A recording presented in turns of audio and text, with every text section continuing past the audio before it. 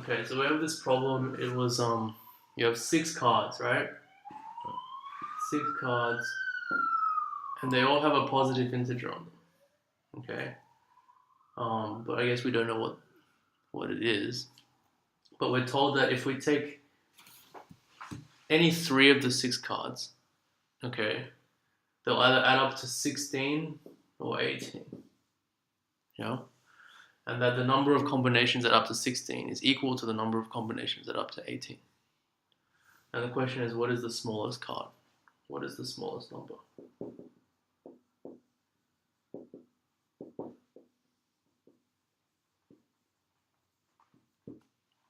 Okay. So we can take it one step at a time, right? So the first thing we realize is, well, if they're all positive integers, and they have to add up to 16 or 18, that means they can't, well, they could be from 1. Each of them has to be at least 1, okay? But they can't exceed 16, right? Because if it was 17, you have to be 17 plus 1, or plus at least 1, it'll be more than 18. So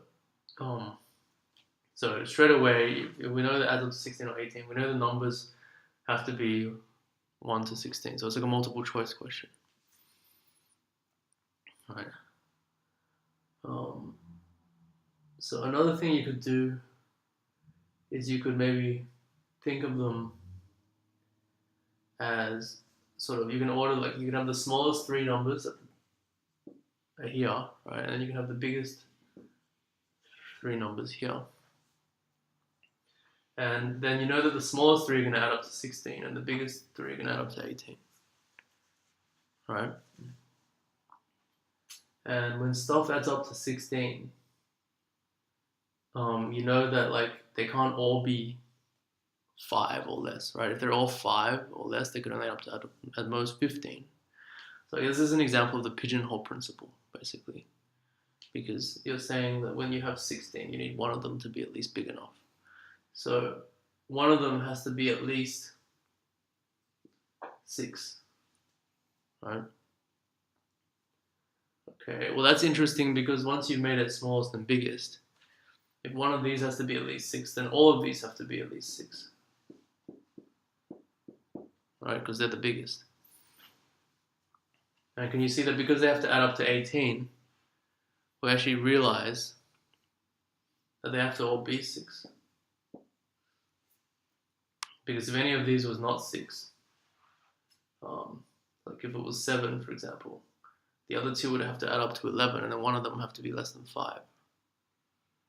Okay? So if anything was bigger than 6, the other 2 would have to have one smaller than 6. So that makes our job much easier, right? So we actually know that 3 of the cards are 6. So I guess we can proceed in this question a lot of different ways, yeah? But one way we could try and do is that maybe when we have this is greater than or equal to 6 and it's smaller and these are all 6, then we know straight away this has to be 6, right?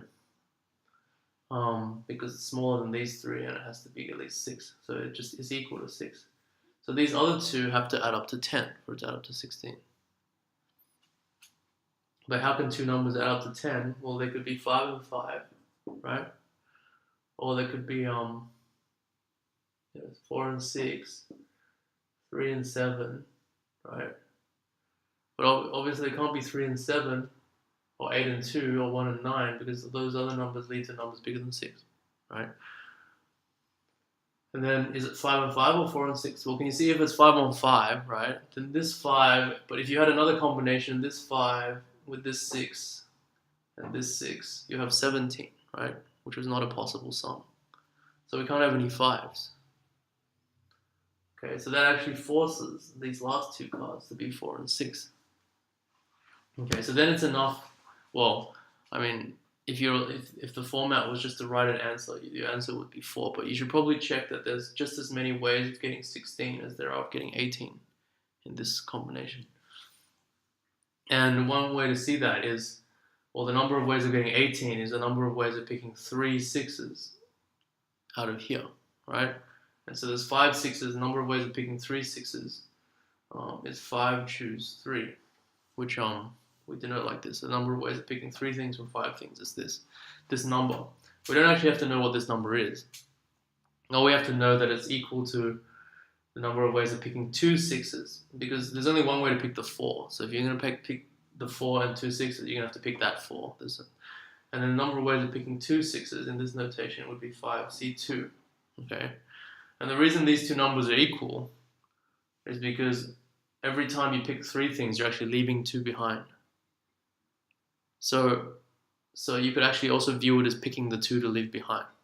So these two numbers are equal. And so there's the same number of ways of getting 16 as there are 18. Okay.